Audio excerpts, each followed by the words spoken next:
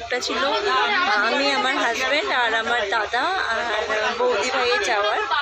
তো এই যে আমার ছেলে কোলে শুয়ে আছে। তো ওরা কোনোভাবে ট্রেন মিস করে, তো এখন আমরা এখানে বসে আছি। ওরা এখন দেখছে যদি ধর্মতলা থেকে শিলিগুড়ি কোনো বাস পায়। ভেবেছিলাম ব্লগটা অন্যভাবে স্টার্ট হবে, কিন্তু খুব মানে শুরুটা খুব বাজেভাবে হতো, জানি না। হোপফুলি যেন পরের দিনগুলো খুব ভালো কাটে। দাদা ভাইরা সব উঠে গেছে, বাস পেয়েছে, ওরা বাসে করে আসবে শিলিগুড়ি অবধি। ঠিক আছে, আমি বলছি আমাকে একটু টাইম দাও, 5 মিনিট, আমি ফোন করছি। আমি 5 মিনিট পর আপনাকে ফোন করছি, ঠিক আছে?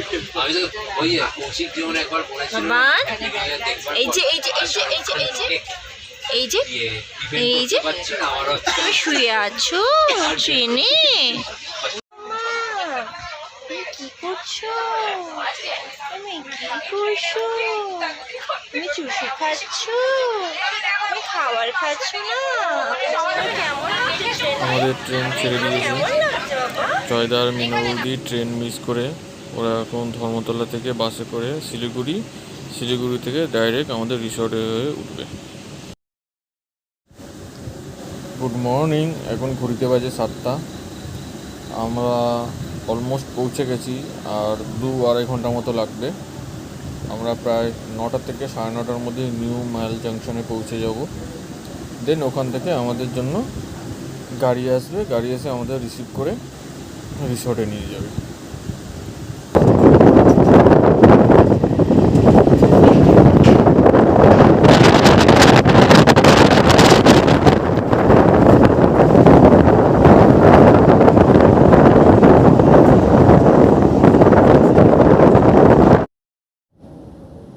কিছু সুন্দর ক্যামেরা বন্দি করা মুহূর্ত।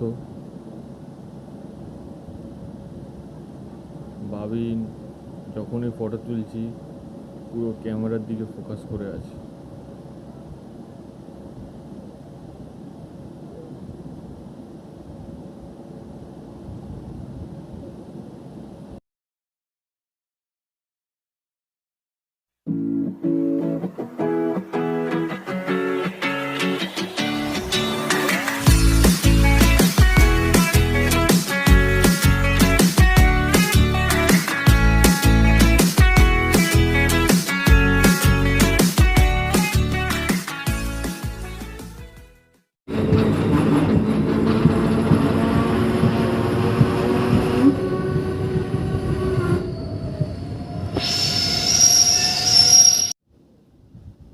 পৌঁছে গেছি নিউ মাইল জাংশন। এখন স্টেশন থেকে বাইরে বেরিয়ে আমাদের রিসর্টের দিকে যাওয়া। আমাদের ড্রাইভার ওয়েট করছে স্টেশনের বাইরেই।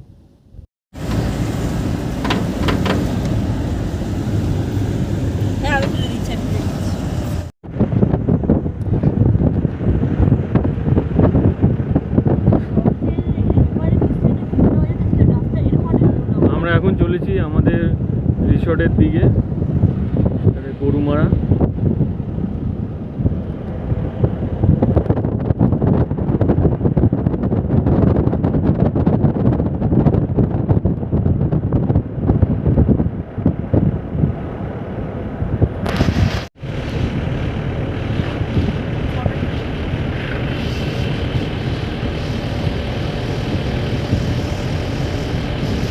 আমরা পৌঁছে গেছি আমাদের রিসর্ট মায়ের আশীর্বাদে। রিসর্টের এন্ট্রান্স বাঁ দিকে। এখানে খাওয়া দাওয়া হয় সকাল থেকে রাত অবধি। এটা হলো রিসেপশান। রিসর্টে ঢুকতেই প্রথমে পড়বে মন্দির, গণপতি বাপ্পার মন্দির।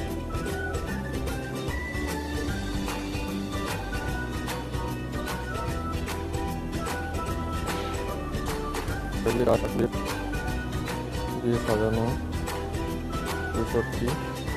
এখানে বাবিন আর অঙ্কিতা রিল্যাক্সেশন করছে দোলনায় বসে।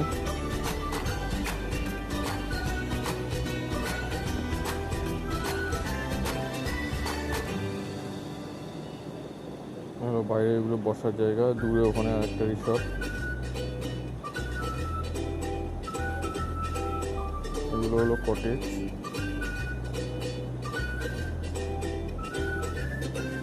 এই পাশাপাশি দুই কটেজ হলো আমাদের আর দাদাবাবুদের। এই কটেজটা আমাদের, এটা জয়দা আর বিনোবাবুদের।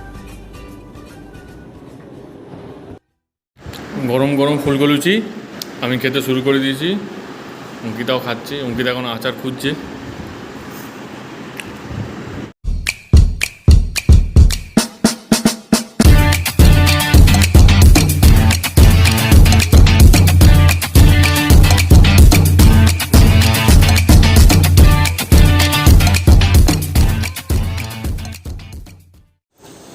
আমরা এখন ফ্রেশ হয়ে ব্রেকফাস্ট করে নিয়েছি, এরপর একটু রেস্ট নিয়ে লাঞ্চ করে তারপর বিকেলবেলা মেতলা সাফারি।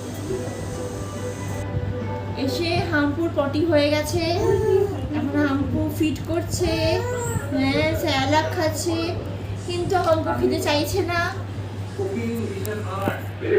এই যে হামপু সুন্দর টানাটানি করছে, কিন্তু হামপু বলছে আমি খাবো না।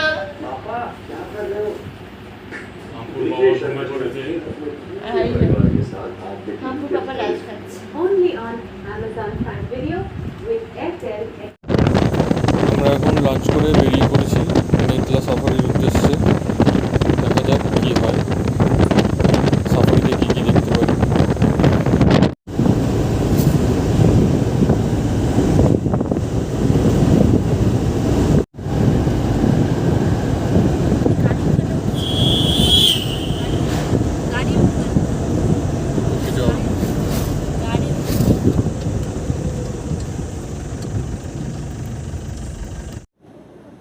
আমরা টিকিট কাউন্টার থেকে টিকিট কেটে নিয়েছি।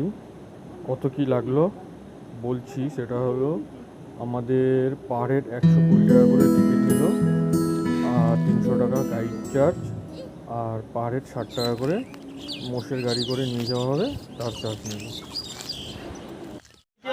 তো আমরা এখন মোষের গাড়িতে উঠেছি, দেখাচ্ছি। হলো 900 মিটার যাচ্ছে, তারপরে ওখান থেকে 150 মিটার পায়ে হেঁটে ওয়াচ টাওয়ার।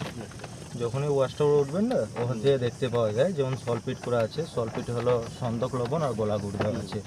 ওই জায়গাটা যদি খেতে আসে দেখতে পাওয়া যায় বাস দিয়ে বয়ে গেছে মূর্তি নদী। মূর্তি নদীতে জল খেতে বা নদী এপার ওপার হলে দেখতে পাওয়া যায়। নদীর ওপারে গ্রাস লাইন রয়েছে, ঘাসবন। ঘাসবনে না অবজার্ভেশন লাইন করা আছে, মিডিল দিয়ে ঘাসগুলো কেটে দেওয়া আছে, ওগুলো ক্রস করলে দেখতে পাওয়া যায়। আর মেন জঙ্গলটা হলো লেফট সাইডে রয়েছে, এই সাইডটা হলো মেন জঙ্গলটা। এই লেফট সাইডে দেখুন, এটা রয়েছে গরুমারা দক্ষিণ বনাঞ্চল। প্রচণ্ড ঘন, জঙ্গলের ধারে ওয়াচ টাওয়ার রয়েছে। আর পাশ দিয়ে দেখুন ফেন্সিংয়ের ব্যারিকেড করা আছে। এটা সন্ধ্যার দিকে ডিসি পাওয়ারের কারেন্ট থাকে এই তারগুলোর মধ্যে। আচ্ছা, এগুলো বিশেষ করে হাতির জন্য দেওয়া হয়, যেমন হাতি লোকাল হয়ে না যেতে পারে। এটার মধ্যে দলবদ্ধ হাতিকে আটকানো যায়, যেগুলো সিঙ্গেল দাঁতালো রয়েছে না, ওগুলো পার হয়ে চলে আসে। হ্যাঁ, সন্ধ্যার দিকে চাষ করবে। সিঙ্গেল দাঁতালোরা কি করে এই খুঁটিগুলোর মধ্যে পাড়া দেয়, বা আশেপাশে যদি গাছ থাকে তাহলে গাছের ডাল ভেঙে এই তারগুলোর মধ্যে ফেলে দেয়। তারগুলো যখন নিচে নেমে যায়, তারপরে উপর থেকে হাতি পার হয়। বাবা বুদ্ধিমান। হয় না, গ্রামের দিক চলে যাচ্ছে। ওই যে গ্রামগুলো দেখছেন না, ওই গ্রামগুলোর মধ্যে চলে যাচ্ছে। গ্রামে গিয়ে না কোলা গাছ, বাঁশঝাড়, ধান, চাল। তাহলে হাতি কত বুদ্ধিমান প্রমাণিত হলো। সেটা তো বুঝি কত বুদ্ধিমান, ডাল ভেঙে ওটাকে দিয়ে ফেলে। বুদ্ধিমান প্রাণী হলো হাতি, সবচেয়ে অলস হলো গন্ডার। আর সবচেয়ে হিংস্র রয়েছে ইন্ডিয়ান গাউ, যেটা আমরা বাইসন বলি। আচ্ছা, ইন্ডিয়ান বাইসন। যখন গ্রামের দিকে হাতে চলে যায় না, ওরা হলো একটা জিনিস বেশি অ্যাটাক করে, যেটা হলো আমাদের এখানকার যে লোকাল ট্রাইবেলরা আছে না, ওরা হলো না আতপ চাল দিয়ে হারিয়া তৈরি করে। আচ্ছা, ওই হারিয়ার গন্ধটা পেয়ে গেলে ঘরটা ভেঙে দেয়। আর খেয়ে যদি একটু নেশা হলো না, তাহলে পুরো গ্রামে তাণ্ডব চালিয়ে দেয়। বেশি করে ঘর ভাঙে, ভাবে যে এর বাড়ি ভাঙলে আমি আরও। হ্যাঁ, ওদের সেকেন্ডের মাথার মধ্যে নেশা উঠে যায়, মানে যত পারে অত খাবে ও। হাতি হলো নেশা করতে ভালোবাসে, মাতাল পুরো নেশাখোর, নেশাখোর মাতাল। চুল্লু এগুলো খায়।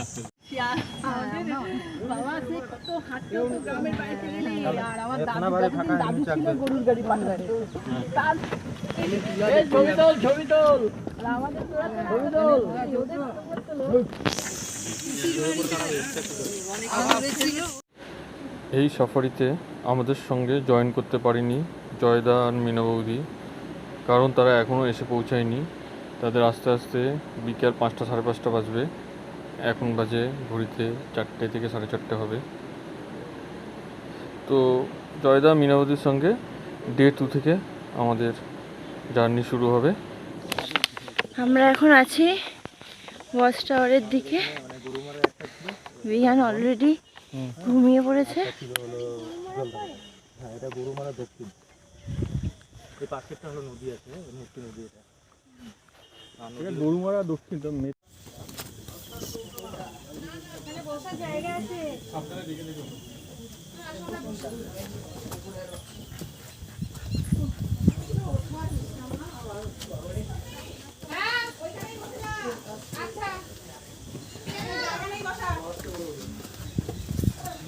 সবাই কিন্তু চুপ করে থাকবে, নাহলে কিছু দেখা যাবে না।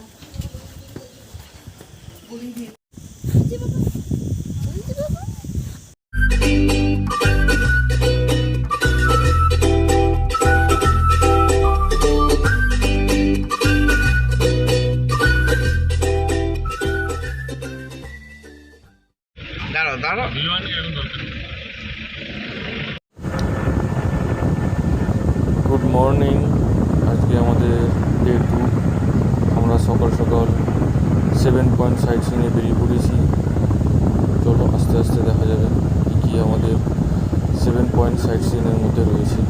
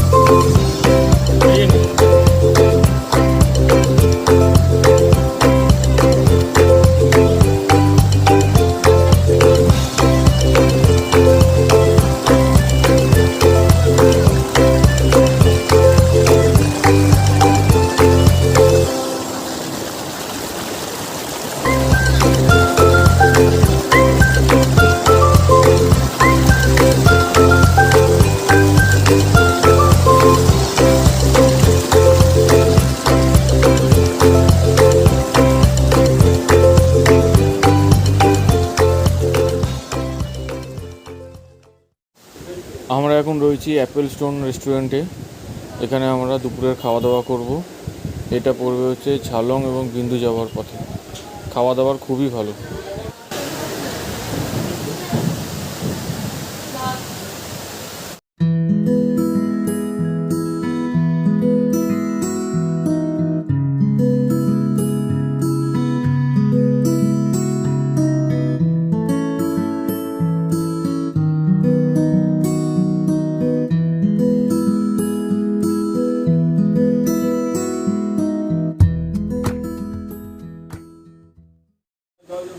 চিকেন শেষ, তাই অঙ্কিতা ডিম নিয়েছে আর আমরা বাকিরা সবাই মাছ ভাত।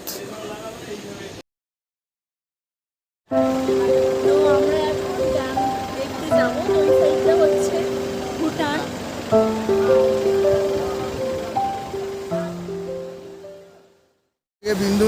বিন্দু নদীর স্রোতটা আপনারা দেখতে পাচ্ছেন কত জোরে এখান থেকে বয়ে যাচ্ছে।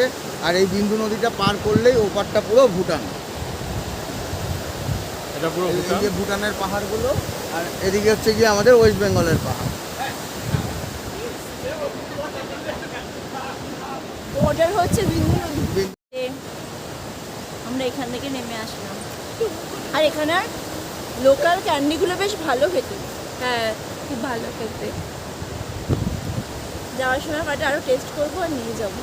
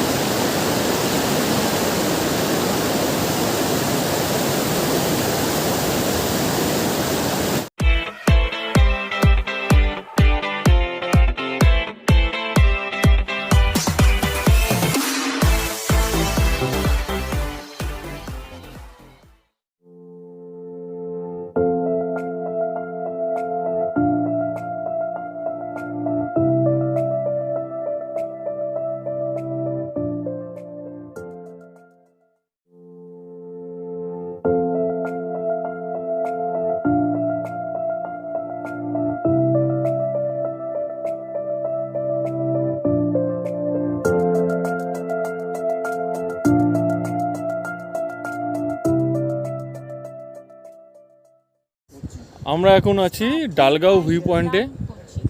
ওপাশে যে পাহাড়টা দেখা যাচ্ছে হলো ভুটান।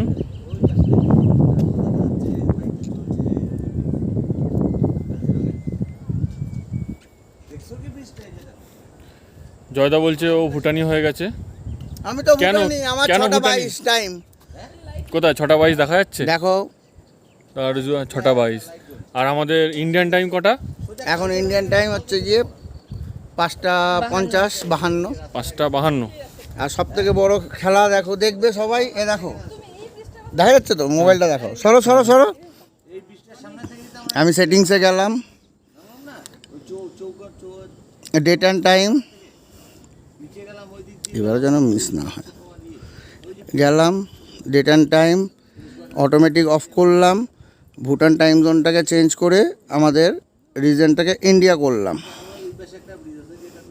চলে এলো 5টা 53। ব্যাক করলাম, ব্যাক করলাম, ব্যাক করলাম। এবার ডেট অ্যান্ড টাইমে গেলাম, গিয়ে আমি অটোমেটিকটাকে সিলেক্ট করে দিলাম। চলে এলো 6টা 23, মানে আমি ভুটানি।